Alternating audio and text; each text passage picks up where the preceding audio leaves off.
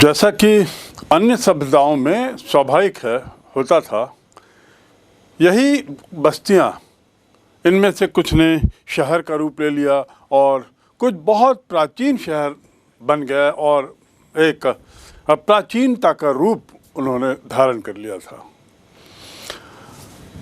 3 प्रकार के शहर मूलतः मेसोपोटामियन सभ्यता में देखे जाते हैं। यदि उनका हम वर्गीकरण करें तो पहला जो श्रेणी है, ऐसी श्रेणी मंदिर के आधार पर जो शहर बसे, जो यानी मंदिर उस शहर का केंद्र बिंदु थे, उसकी धुरी थी। उस मंदिर के कारण लोगों की बसाहट शुरू हुई और फिर बढ़ते बढ़ते बढ़ते वे शहर बन गए। तो कुल मिला के हम कह सकते हैं कि शायद ऐसे शहर धार्मिक प्रवृत्ति के ज़्यादा रहे होंगे, धार्मिक गतिविधियों से ज़्यादा वहाँ पर सरोकार रहा होगा। दूसरे जो शहर थे वे व्यापार के केंद्र। मेसोपोटामिया के लोगों का अन्य देशों के साथ व्यापार था और विशेषकर उनके यहाँ जो सामान नहीं मिलता था, जैसे पत्थर मैंने बताया, उसका आयात करते थे। परिणाम क्या हुआ कि व्यापारिक संगठन बने। इन व्यापारिक संगठनों को एब्जॉर्ब करते हुए जो शहर थे वो मूलतः व्यापार के केंद्र बन गए और इस प्रकार उन शहरों में व्यापार से जुड़ी हुई गतिविधियां, व्यापार से जुड़े हुए सामाजिक कार्य ज़्यादा होते थे। तीसरी जो श्रेणी थी वो था शाही। शाही शब्द से जैसा स्पष्ट है कि वहाँ राज परिवार के लोग, राजशाही के लोग, राजमहल, ऐसा ज़्यादा ताल्लुकात रहा होगा उन शहरों का। और उन शहरों में मूलतः राजा और राजा से जुड़े हुए सभी कार्य, चाहे प्रशासनिक चाहे राज्य के कार्य, ये ज़्यादा होते रहे होंगे। इसलिए ये शहर तीसरी श्रेणी में थे जिन्हें हम शाही शहर कह सकते हैं। तो इन 3 श्रेणियों को समझने के बाद, 3 श्रेणियाँ शहरों की समझने के बाद, अब हम थोड़ा जानें कि जब ये शहरीकरण हुआ और विकास हुआ, सभ्यता विकसित होती गई, तो उसके साथ साथ कुछ नई संस्थाएं भी जुड़ी। निश्चित रूप से नए नए काम, नए नए कौशल, नए नए कार्य,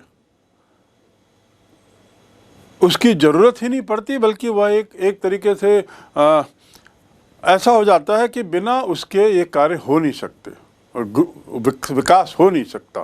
तो इसमें हम देखते हैं कि किस तरह की संस्थाएं वहाँ पर विकसित हुई और अस्तित्व में आने वाली नई संस्थाएं कौन कौन सी थी। ये अस्तित्व में आने वाली नई संस्थाओं में सबसे पहला मंदिर। मेसोपोटामिया के काल में तो मंदिर बड़ी प्रचुर मात्रा में बनाए गए थे, जिगराज भी थे, शहरों में बड़े बड़े मंदिर थे और हर गांव में अपनी देवी देवताओं के मंदिर थे। इसीलिए भारी संख्या में देवी देवताओं की जानकारी हमें मिलती है और ये देवी देवताओं का एक तरीके से संबंध आसपास के शहर के आराध्य देव या देवता या देवी होती थी, उनसे होता था। तो इस प्रकार ऐसे मंदिरों का निर्माण एक संस्थागत रूप में वहाँ काफ़ी हुआ। दूसरा है सामुदायिक मुखियाओं का उदय। इस पर हम आगे चर्चा करेंगे कि आखिर ये सामुदायिक मुखिया क्या थे। पर ये जान लेना जरूरी है कि मुखिया भी एक संस्था के रूप में सामने आए। तीसरा जो था वह था सेना का उदय। निश्चित रूप से जब एक सभ्यता पनपती है, राजशाही पनपती है, तो उसका काफ़ी सरोकार सेना से लेना देना होता है और सेना की आवश्यकता किसी भी शासन को, साम्राज्य को मजबूत बनाने के लिए, सुरक्षा के लिए, चाहे राज्य की सुरक्षा चाहे वहाँ के लोगों की सुरक्षा के लिए ज़रूरी होती है। तो सेना का भी उदय हम देखते हैं इस काल में हुआ, एक संस्था के रूप में। चौथा था सामाजिक संस्थाएं। ऐसी कुछ सामाजिक संस्थाएं भी इस काल में पनपी, जिसका जिक्र आगे होगा। 5वां व्यापार केंद्र और 6वां लेखन कला। सातवां और अंतिम जो वहाँ पर नई चीज का प्रादुर्भाव हुआ वे थे विद्यालय। मालूम है आपको कि पुस्तकालय थे वहाँ के कुछ राजाओं के पास। दूसरे शब्दों में विद्या से उनका सरोकार था। वे चाहते थे कि उनकी जनता पढ़ी लिखी हो, लेकिन उनकी अपनी एक सीमा थी और बच्चों की पढ़ाई के लिए उन्होंने कुछ विद्यालय खोले हुए थे और उन विद्यालयों में बच्चे पढ़ते थे। क्यों, क्या, इस पर हम आगे चर्चा करेंगे। तो हम एक एक करके अब इनके बारे में थोड़ा जानने की कोशिश करें। मेसोपोटामिया में अस्तित्व में आने वाली जो नई संस्थाओं के नाम बताए हैं उसमें सबसे पहला स्थान है मंदिरों का। शहरी जीवन जैसे ही शुरू होता था मेसोपोटामिया में, तो सबसे पहले जो संस्था अस्तित्व में आती थी और आई थी वह मंदिर था। आप सोच सकते हैं कि मंदिर तत्कालीन समाज की दैनंदिनी के लिए, समाज के जीवन के लिए कितना अहम रहा होगा, क्योंकि यह किसी भी शहर के शुरू होने पर मंदिर के अस्तित्व के साथ शुरू होती थी।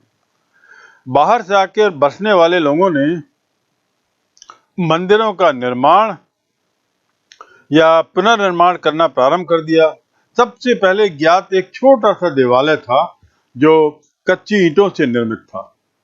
जो हमको मालूम पड़ता है कि यहाँ पर जो सबसे पहले जो बनाया गया वो एक छोटा सा मंदिर, सर्वप्रथम ज्ञात मंदिर, एक छोटा सा देवालय कच्ची ईंटों से और विभिन्न देवी देवताओं का निवास स्थान मानो, जैसे चंद्र देवता उर तथा प्रेम व युद्ध की देवी इनाना, इनके यहाँ पर निवास स्थान थे, ऐसा माना जाता था। इन मंदिरों का निर्माण सामान्यतः ईंटों से किया जाता था। दूसरे शब्दों में उस काल में लोगों को भवन निर्माण में ईंट का उपयोग करने की जानकारी थी। समय के साथ साथ ये मंदिर जो हैं इनका आकार बढ़ता चला गया, विशाल, विशालतर और फिर विशालतम, एक विकराल रूप, बड़ा भी रूप लेता चला गया। मंदिर में स्थित देवता पूजा का केंद्र बिंदु होता था जो देवालय में होता था।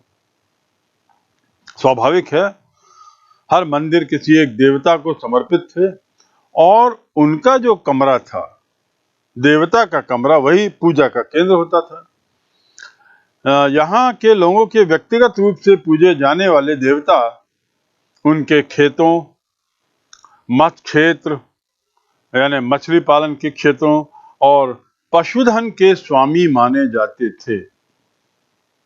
तीन चीजों के व्यक्तिगत रूप से पूजे जाने वाले देवता उनके खेतों को, उनके मत्स्य क्षेत्रों को और साथ ही पशुधन, इसके स्वामी, मालिक होते थे।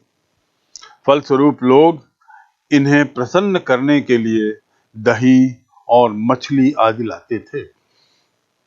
धीरे धीरे मंदिरों में अपने क्रियाकलाप बढ़ाए गए और एक तरीके से मंदिरों ने मुख्य शहरी संस्था का स्थान ले लिया।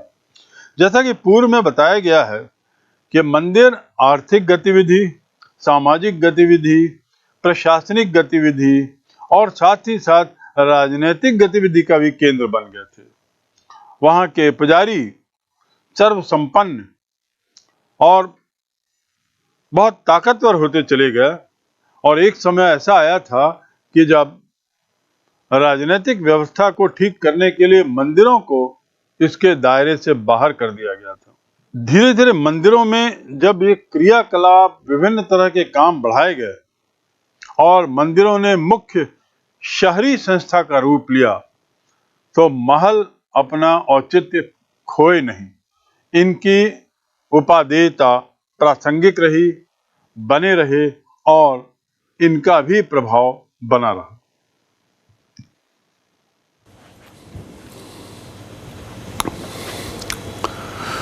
दूसरा है सामुदायिक मुखियाओं का उदय। ये सामुदायिक मुखिया कैसे एक संस्था का रूप लिए। बड़ी इसकी रोचक जानकारी है। जब किसी भी जगह में विभिन्न समुदायों के लंबे समय तक युद्ध चलता था, समुदायों के बीच में लंबे समय तक युद्ध चले और युद्ध के बाद जो विजयी होता था तो विजयी समुदाय का मुखिया लूट आदि में और युद्ध के बाद मिले हुए सारे जो सामान उसको थे उसको वो अपने उन लोगों में बांट देता था। दल के लोगों पर विजय प्राप्ति की खुशी में वो सब माल, लूट का माल हो चाहे जो भी हो, वो अपने जनता जनार्दन में अपने समुदाय के लोगों में बांट देता था। उसके साथ ही उनको वो प्रसन्न करने का इरादा रखता था और पराजित लोगों को गिरफ्तार करके, जो हार जाते थे, जो समुदाय के लोग हार जाते थे, उनको गिरफ्तार कर लिया जाता था। गिरफ्तार करने के बाद दंड जैसी कोई विशेष चीज़ नहीं थी, उनको अपने साथ ले जाया जाता था और नौकर और इस तरह के अन्य कार्यों में उनको लगा दिया जाता था। चौकीदार बनाया जाता था, यानी मजदूर बनाया जाता था। यानी पराजित समुदाय के लोगों को विजयी समुदाय का मुखिया एक तरीके से अपना गुलाम बना लेता था और उनसे विभिन्न कार्य करवाता था। ये तो होता था कुछ समय के लिए, क्षणिक समय के लिए, कुछ ज़्यादा देर नहीं चलता था। परंतु युद्ध में विजयी होने वाले मुखिया ये स्थायी मुखिया नहीं रहते थे। युद्ध हुआ, दो समुदाय के बीच में युद्ध की स्थिति आई, दोनों समुदाय के एकाध व्यक्ति ने अपने को एक मुखिया के रूप में पेश करना शुरू किया। समुदाय के लोगों ने उसे मुखिया माना, युद्ध हुआ, विजय पराजय हुई। विजयी मुखिया ने लूट माल का सारा सामान अपने समुदाय के लोगों में प्रसन्नता में बांट दिया, पराजित लोगों को गिरफ्तार करके उन्हें मजदूर बना दिया। बात यहाँ तक ख़त्म। उसके बाद वो मुखिया नहीं रहता था, यानी वो स्थायी नहीं होता था। लेकिन एक लंबे समय के पश्चात, काफ़ी लंबे अंतराल के बाद, काफ़ी लंबे काल के बाद धीरे धीरे इसमें परिवर्तन आया और मुखिया जो है वो अपने समुदाय का एक स्थायी नेता, स्थायी लीडर बन गया। उसका रूप बदल गया और कुछ उसने नई नई चीज़ें शुरू की। जैसे मुखिया के नाते समुदाय की ओर से उसने मंदिरों में देवी देवताओं को भेंट चढ़ाना, उपहार देना प्रारंभ किया। और ऐसा करने के पीछे उसका मकसद ये भी रहा होगा कि अपने को समुदाय के अन्य लोगों से ऊपर दिखाने का प्रयास। एक तरीके से ये एक एक्सप्रेशन, एक अभिव्यक्ति थी। मुखियाओं के द्वारा अपने को समाज के या समुदाय के अन्य लोगों से ऊपर दिखाने की एक अभिव्यक्ति इस भेंट आदि के रूप में थी। पर यह तब हुआ जब बहुत लंबा काल निकल गया, काफ़ी लंबे समय तक जब साथ साथ रहे। इसके अलावा मुखिया यदि है तो स्वाभाविक है, उसे यदि अपनी इज्जत चाहिए तो अपने समुदाय के लोगों की मदद भी करना होगा। समुदाय के लोग भी अपने मुखिया की ओर ताकेंगे कुछ ज़रूरत पड़ने पर। तो इस प्रकार मुखिया का एक नया ओहदा, एक नया कार्य शुरू हुआ। वह समाज के कल्याण में भी लगने लगा, समुदाय के लोगों की भलाई के बारे में सोचने लगा, उस पर कार्य करने लगा और उनकी मदद करने लगा। इस प्रकार उसने कल्याण पर ध्यान देना शुरू हुआ और परिणाम क्या हुआ? ये जो मुखिया की जो संस्था थी, संस्था का अर्थ कोई ढांचा नहीं, यहाँ संस्था का अर्थ है एक ओहदा, एक पद। तो ये मुखिया का जो पद था, जो ओहदा था, ये एक तरीके से परंपरागत हो चला, एक तरीके से स्थायी हो चला, एक तरीके से इसकी एक लंबी परिपाटी बन चली। और इस प्रकार इस समुदाय के मुखिया एक संस्थागत रूप लेने लगे, नई संस्थाएं परिपाटी हुई और जैसा मैंने बताया, अपने को और ऊंचा दिखाने के लिए समाज के अन्य तबके से उन्होंने भेंट आदि देना शुरू किया। उन्होंने मंदिरों की व्यवस्था के लिए भी कार्य करना शुरू कर दिया। आपको याद होगा कि इस काल में मंदिर हर गतिविधियों का केंद्र हुआ करते थे, तो उन्होंने उस पक्ष को भी साधा और मंदिरों की देखभाल, रख रखाव आदि में मदद करनी शुरू की। यहाँ तक कि उन्होंने क्या किया कि मंदिर में आने वाले चढ़ाव, मंदिर में आने वाली भेंट वगैरह और चढ़ाव तो वो देते ही थे, पर अन्य जनता जनार्दन के द्वारा जो चढ़ाव आता था, जो भेंटें आती थी, उसका हिसाब किताब उन्होंने रखवाना शुरू किया। और ऐसा करते हुए वे लोग समाज के अन्य लोगों की तुलना में बहुत ऊपर दिखने लगे, बहुत ऊंचे सिंहासन पर पहुंच गए, और इस प्रकार मुखिया का ओहदा और बढ़ गया। इस हिसाब किताब को रखने की उन्होंने एक प्रभावी व्यवस्था बनाई, एक सिस्टमेटिक तरीका बनाया। पट्टिकाओं में उसे हिसाब किताब को दर्ज करते थे, और उसके साथ ही इस हिसाब किताब की प्रक्रिया ने भेंट आदि आता तो मंदिर में था, पर ये मुखिया लोग हिसाब रखने लगे, तो एक तरीके से ये मुखिया का इस पर एक तरीके से नियंत्रण हो गया था। और ये बढ़ता नियंत्रण मुखिया को एक संस्थागत रूप दे दिया, और सामुदायिक मुखियाओं का यहाँ पर हम उद्भव या उदय देखते हैं। परिणाम क्या हुआ कि सामुदायिक मुखिया का नियंत्रण अपने समुदाय पर बहुत बढ़ गया।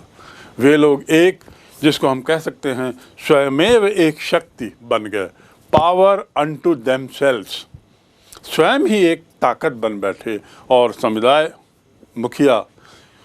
सामुदायिक मुखिया एक निरंतर, परमानेंट, एक सतत परिपाटी में चलने वाली एक संस्था बन गई।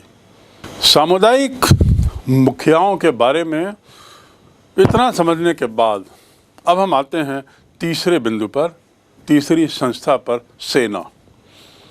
जैसा आप सब जानते हैं कि जब साम्राज्य बनता है तो वो बिना सेना के संभव नहीं होता। सेना का रूप भले बदल सकता हो, कई राजाओं के पास अपनी स्वयं की सेना होती थी, शाही सेना। कई राजा किसी अन्य तत्वों पर निर्भर करते थे। मेसोपोटामिया की क्या स्थिति थी सेना की, थोड़ा इस पे जाने। वहाँ मेसोपोटामिया में क्या था, यहाँ विभिन्न सेना के मुखियाओं के पास अपने पास आदमी थे, क्योंकि वो समुदाय मुखिया जो थे अपने अपने समुदाय के नेता थे। तो ये राजा लोग क्या करते थे, इन समुदाय मुखिया को अपने आसपास बसाहट देते थे, उनको आसपास रहने के लिए सुविधाएं देते थे, उनको उसके लिए प्रेरित करते थे, और उनके साथ ऐसे संबंध बनाए रखते थे कि ज़रूरत पड़ने पर सामुदायिक मुखियाओं पर निर्भर हुआ जा सके। ये निर्भरता सैनिकों के रूप में थी। जब जरूरत पड़ी, राजा ने तुरंत सामुदायिक मुखियाओं को संपर्क किया, और सामुदायिक मुखियाओं ने अपने समुदाय से लोगों को बटोरा और उन्हें सैनिक के रूप में राजा के सामने पेश कर दिया। इस प्रकार क्या होता था, कुछ समय में ही, बड़ी तीव्र गति से ही जरूरत पड़ने पर राजा की सेना तैयार हो जाती थी। पर इसके लिए ज़रूरी था कि राजा को इन सामुदायिक मुखियाओं से अच्छे संबंध बनाए रखने पड़ते थे, और उन्हें अपने आसपास ही रखना पड़ता था, ताकि ज़रूरत पड़ने पर उनसे तुरंत संपर्क साधा जा सके और आवश्यकतानुसार उन्हें हिदायत दी जा सके। तो हम ये देखते हैं कि मेसोपोटामिया के उरुक नाम के नगर में जब उत्खनन हुआ, खुदाई हुई, तो खुदाई में सशस्त्र हथियार पकड़े हुए ऐसे वीरों के चित्र, और उसके अलावा साथ में हताहत हुए शत्रुओं के चित्र, ये अच्छी मात्रा में मिले। ये सब पट्टिकाओं में बने हुए हैं। तो ये इन चित्रों के माध्यम से सेना की जानकारी, सेना का जो वेशभूषा थी उसकी जानकारी, और किस तरह की सेना थी, इससे हमें काफ़ी कुछ मिलता है। तो ये है मेसोपोटामिया के राजाओं की सेना के बारे में एक संक्षिप्त जानकारी। एक पंक्ति में पुनः, राजा स्वयं सेना नहीं रखते थे, सामान्यतः वह सामुदायिक मुखिया पर सेना के लिए, सैनिकों के लिए निर्भर रहते थे। अगली संस्था जिसका जिक्र बार बार पहले किया जा चुका है, वह है सामाजिक संस्थाएं। सामाजिक संस्थाओं से क्या तात्पर्य है? सामाजिक संस्थाएं यानी समाज में किस तरह का एक तरीके से व्यक्तियों का वर्गीकरण था, इस पर हम थोड़ा जानें। जब भी विकास होता है और शहरी विकास होता है तो वह अपने आप वर्गीकरण की ओर बढ़ता है। स्किल्ड लेबर, अनस्किल्ड लेबर, व्यापारी गण, फैक्ट्री के मालिक आदि आदि। उसी प्रकार समाज में भी ऐसा ही वर्गीकरण जो होता है, जो जाति पे होता है, कई बार वर्णों पर होता है। यहाँ पर मेसोपोटामिया में देखा गया कि कालांतर में मेसोपोटामिया में उच्च वर्ग का एक प्रादुर्भाव हुआ, एक अच्छा खासा उच्च वर्ग सामने आया। और ये उच्च वर्ग जो था बड़ा ताकतवर था, वो समाज में अपना उसका बड़ा दबदबा था और समाज की अधिकतर जो धन संपदा थी वह इन्हीं के पास थी। इनकी संख्या बड़ी सीमित थी, लेकिन सीमित संख्या के पास असीमित धन और संपदा मेसोपोटामिया का था, उस पर उनका अधिकार था। दूसरे शब्दों में ज़्यादा लोग धनाढ्य नहीं थे, धनी नहीं थे, सामान्य जीवन था, आर्थिक रूप से सामान्य स्तर था।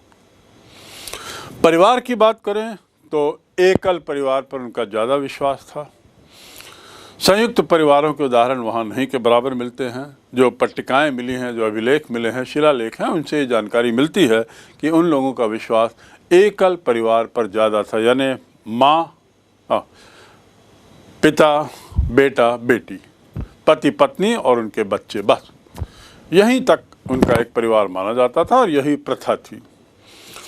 विवाह की बात करें तो पहले भी बताया गया है, विवाह में माता पिता की सहमति आवश्यक होती थी लड़की के विवाह के लिए, और लड़की की सहमति भी उसी प्रकार अत्यावश्यक थी किसी विवाह को संपन्न करने में। विवाह की रस्म पूरी होने पर उपहारों का, भेंटों का आदान प्रदान दोनों परिवारों के बीच में, दोनों पक्षों के बीच में होता था। जो संपत्ति है, खासकर पशुधन, पिता का पैतृक मकान और साथ ही उसकी अपनी निजी संपत्ति, ये सामान्यतः पुत्र को जाती थी। पुत्री को दहेज के रूप में गृहस्थी का सामान दिया जाता था। दूसरे शब्दों में इस काल में दहेज प्रथा थी, एकल परिवार की प्रथा थी। पुत्र को पुत्री से ऊपर माना जाता था, ऐसी प्रथा थी। माँ बाप की सहमति और लड़की की सहमति भी विवाह के लिए जरूरी थी, ऐसी प्रथा भी थी। साथ ही इसमें एक और बिंदु आपको जानना जरूरी है कि जो संपत्ति लड़कियों को दी जाती थी उस पर उसी का पूरा हक रहता था, और ज़रूरत पड़ने पर यदि किसी ने उसका धन का उपयोग किया तो उसे वापस लौटाना आवश्यक माना जाता था। अगली संस्था व्यापार केंद्र। मेसोपोटामिया के लोगों का व्यापार में बड़ा उनका दखल था। व्यापार आवश्यक भी था क्योंकि उनके यहाँ स्वयं कुछ चीज़ों की कमी थी जिसके आयात की आवश्यकता पड़ती थी। उनके व्यापार का जो मुख्य केंद्र जो था वह मारी शहर था। मारी शहर के बारे में विस्तार से बताया जा चुका है, तो आपको ये मालूम होना चाहिए कि मारी शहर जो है वह व्यापार का केंद्र था, और इनका व्यापार मूल रूप से अपने पड़ोसी देशों से, जैसे लेबनान, तुर्की, सीरिया, इनसे होता था। और किन चीज़ों का व्यापार होता था? रांगा, तांबा, सोना, लकड़ी, तेल और मदिरा भी, इन चीज़ों का आदान प्रदान होता था। पत्थर आदि आदि, रंग और भी कुछ ऐसी चीज़ें थी जिसका व्यापार होता था, और व्यापार के जरिए जो थे वह स्थल मार्ग और जल मार्ग दोनों ही था, जिसका पूर्व में जिक्र किया जा चुका है। अगला संस्थागत विकास जो मेसोपोटामिया के काल में हुआ वह है लेखन कला। लेखन कला के मामले में मेसोपोटामिया दुनिया के अन्य क्षेत्रों से काफ़ी आगे था। यदि हम सिंधु घाटी सभ्यता की बात करें तो आज भी उनकी जो लिपि है वह हमारी समझ से परे है, और इसलिए हमारी जानकारी मात्र उत्खनन में जो चीज़ें पाई गई उसके आधार पर है। एक बार सिंधु घाटी की सभ्यता की लिपि जो प्रचुर मात्रा में मिली है लेकिन समझ में नहीं आई है, एक बार हमारे यदि इतिहासकार या वास्तुविद या जो आर्कियोलॉजिस्ट इसे समझ जाएंगे तो सिंधु घाटी की सभ्यता की जानकारी कई गुना बढ़ जाएगी। ऐसी स्थिति मेसोपोटामिया में नहीं है। वहाँ पे जैसा बताया हेनरी रॉलिंसन ने 1850 के आसपास 12 वर्ष के सतत प्रयास और अध्ययन के बाद मेसोपोटामिया की स्क्रिप्ट, उसकी लिपि को समझ गया और दुनिया के सामने उसने उनके लिखी हुई पट्टिकाओं को पढ़ के बता दिया कि क्या लिखा हुआ है, जिससे हमें मेसोपोटामिया के बारे में बहुत सारी जानकारियाँ, ठोस जानकारियाँ मिली हैं। उनकी जो लिपि थी उसे अंग्रेजी में कहते हैं क्यूनिफॉर्म, हिंदी में कीलाकार। ये बड़ी कीलाकार लिपि थी और थोड़ी क्लिष्ट भी थी, कठिन थी। कठिन होने के कारण ही शायद मेसोपोटामिया के उतने ज़्यादा लोग पढ़े लिखे नहीं हो पाए और उतने ज़्यादा प्रबुद्ध भी नहीं हो पाए। प्रबुद्ध वर्ग तो था, शिक्षित वर्ग था, लेकिन जिस तरीके से सभ्यता का विकास हुआ और जिस तरीके से अन्य चीज़ों का वहाँ विकास हुआ उसकी तुलना में हमें ऐसा लगता है कि शायद शिक्षा या पढ़ना लिखना उस हद तक विकसित नहीं था। तो वापस आए, कीलाकार हैंडराइटिंग उनकी थी, उनकी लिपि जो थी, और उसके साथ ही ये लोग मिट्टी की पट्टिकाओं पर इस कीलाकार तरीके से लिखते थे। मिट्टी की जो पट्टिकाएं होती थी और उस पर चिन्ह बनाकर लिखते थे, विभिन्न तरह के चिन्ह। इन पट्टिकाओं में मूल रूप से हिसाब किताब होता था, जो भी हिसाब किताब हो, यानी एक तरीके से ये उनका बही खाता हो जाता था, लेकिन साथ ही इन पट्टिकाओं में कुछ अन्य चीज़ें भी लिखी जाती थी।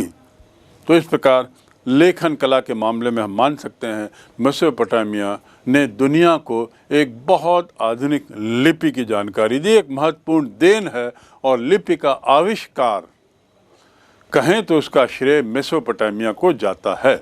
लिपि के आविष्कार का श्रेय, इस बात को याद रखेंगे। अंतिम संस्था जिसके बारे में जानना जरूरी है वह है विद्यालय। पुस्तकालय के बारे में तो हमने सुना कि वहाँ के राजाओं के पास पुस्तकालय था। हम्मुराबी स्वयं बहुत पढ़ा लिखा व्यक्ति था। एक राजा के पास 1000 मूल ग्रंथ थे और 30,000 पट्टिकाएं थी। आखिर इन सब का उपयोग क्या था? कौन पढ़ते थे? पढ़ने पढ़ाने के उद्देश्य से विद्यालयों का निर्माण किया गया था, जहाँ पर इन विद्यालयों में विभिन्न हिसाब किताब होते थे और विद्यार्थी को जो पढ़ाया जाता था वह पुरानी पट्टिकाएं ही होती थीं। पुरानी सूखी हुई पट्टिकाएं, उसमें लिखी हुई चीज़ों का अध्ययन विद्यार्थी करते थे और अध्ययन के बाद उसी की नकल बनाते थे, उसकी नकल उकेरते थे नई पट्टिकाओं में। इसीलिए पट्टिकाओं की संख्या बड़ी भारी मात्रा में वहाँ उत्खनन के दौरान पाई गई है। नकल उतारना और पट्टिकाओं में हिसाब किताब रखना ये तो एक कार्य था ही, उसके अलावा साधारण प्रशासन, उसका भी हिसाब किताब इसमें रखा जाता था। कई बार ऐसा देखा गया है कि जरूरी नहीं था कि सभी विद्यार्थियों को मात्र केवल हिसाब किताब तक ही सीमित रखा जाए। ऐसे भी उदाहरण मिले हैं जिसमें प्रतिभा संपन्न लोगों को मात्र हिसाब किताब का लेखाकार ना बना करके उन्हें और आगे बढ़ाया गया, उनके बौद्धिक विकास में और योगदान दिया गया और वे लोग और ज़्यादा पढ़े लिखे और उसके बाद इन्होंने कई उपलब्धियां हासिल की हैं, जैसे तकनीकी ज्ञान। ये आखिर इसी पढ़ाई से हुआ। जो तकनीक की हमने बात पूर्व में की थी कि किस प्रकार मेसोपोटामिया के लोगों ने कई तकनीकों को, नई तकनीकों को जन्म दिया, उसकी शुरुआत इन्हीं विद्यालयों से हुई होगी। प्रतिभा संपन्न बनाया गया, बौद्धिक उपलब्धि को भी उनका बढ़ाया गया। ये जो 7 संस्थाओं की बात की, जो ये संस्थाएं एक तरीके से हम कह सकते हैं मेसोपोटामिया में अस्तित्व में आने वाली नई संस्थाएं, जिसमें लेखन कला भी थी। कहा जा सकता है कि मूल रूप से 3 जो संस्थाएं थीं। कौन सी 3? एक तो मंदिर, दूसरा लेखन और तीसरा व्यापार। ये जो 3 संस्थाएं थीं, ये सामान्यतया राजा की पहल पर ही निर्भर थीं। यानी राजा की अनुमति, राजा की सहमति, राजा की जानकारी और राजा के खुद के संरक्षण मिलने पर ही लेखन कला को विस्तृत किया जा सकता था, मंदिर आदि बनाए जा सकते थे और अंत में व्यापार जैसी चीज़ों का भी विकास होता था, बशर्ते राजा की इस पर सहमति हो।